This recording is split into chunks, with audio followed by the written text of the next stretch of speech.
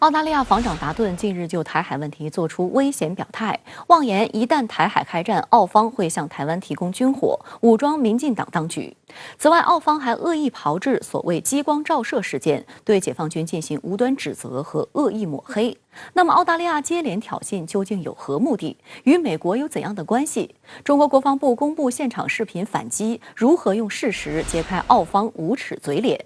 本期节目，评论员曹卫东、特约评论员石红共同在线深入解读。马上掌握最新消息。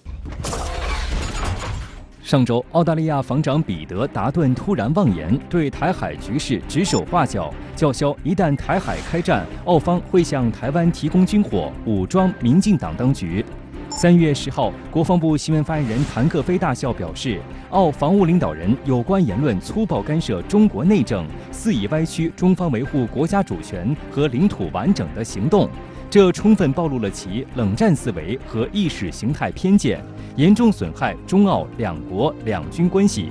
中方对此表示强烈不满和坚决反对。台湾问题纯属中国内政，不容任何外来干涉，轮不到澳方说三道四。值得指出的是，这已经不是澳大利亚高层首次就台海口出狂言。去年5月初，澳总理莫里森就对当地媒体表示，如中国大陆武统台湾，澳将会履行支援美国及盟友的承诺。去年11月，澳防长达顿又重申了这一立场，表示如果美国选择采取行动，我们不参加美国的行动，这将是不可想象的。澳大利亚现在这个充当美国的马前卒啊，用力过猛，反而有些言论说的比主子还要过分。比如说，美国前国务卿蓬佩奥啊，前不久窜访台湾地区，实际上被台湾媒体问到这样的问题，就是一旦发生战事，美军会不会直接出兵协防的问题。即使像蓬佩奥这样按台独分子说的极度挺台的这样一个前政客，他的回答都是这是一个需要仔细考虑的问题。我相信澳大利亚的这样一些政客，看到这样的一个表态，他也认为自己说的有点过头了啊，所以往后拉。实际上，在亚太地区，无论是澳大利亚还是日本啊，包括域外的像英国这样的国家啊，在这个中国问题上，他们都是要看美国的眼色。而对于澳防长扬言武装台湾，秦真评论称，这只是一个不具有实际意义的口号而已，因为澳大利亚的武器可能还不如台湾。实际上，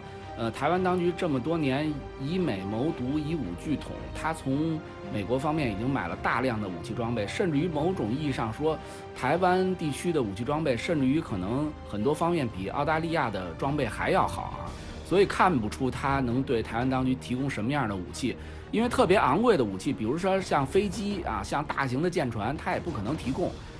一个是价格非常昂贵，另外一个暂时无法运到台湾地区。为了进一步强化美澳同盟，澳大利亚近年来频繁与美国进行军事互动，向中国秀肌肉。比如2年1度的护身军刀双边演习，就被外界认为有着明显指向台海的意图。在去年第9次的演习中，参演兵力超过1.7万人，演练了包括作战准备、两栖登陆、地面部队机动、城市作战、空中作战和海上行动的科目。其中，美军以一个美国号2栖攻击舰为首的远征打击群参演，还首次从澳大利亚海岸发射爱国者导弹。此次演习的总指挥，澳大利亚国防军可部署联合力量司令部埃尔伍德少将说，此次演习将证明美澳军队可以迅速联手，在一个具有挑战性的环境中执行高度复杂、多领域的行动。